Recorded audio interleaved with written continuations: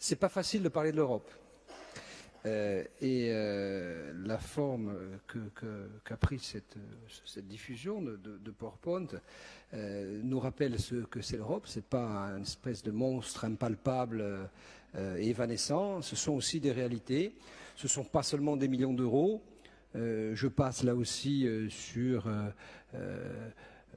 l'incapacité prétendument chronique de notre maison à mobiliser les fonds européens.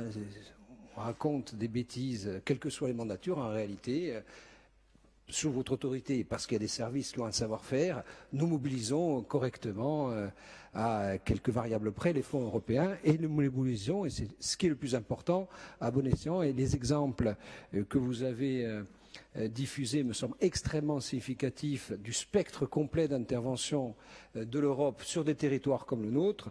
Les fonds FEADER, les fonds FSE, les fonds FEDER, ce ne sont pas seulement des hiéroglyphes et une phraséologie qui n'a pas de sens. Ça prend sens. Ça prend sens en matière éducative, ça prend sens en matière patrimoniale, en matière culturelle, en matière de tourisme, en matière infrastructurante.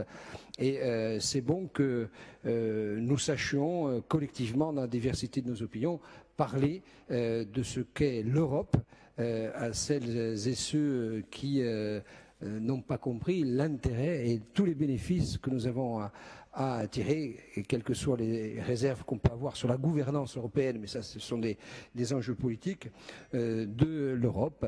J'ajoute qu'il faudra continuer pour la programmation opérationnelle à aller un peu plus loin avant que vous le mettiez en orbite, la programmation. Nombre de collectivités qui, souvent par défaut d'ingénierie ou d'information, ne sont pas partie prenante de ces efforts et des bénéfices qu'ils pourraient tirer de l'Europe.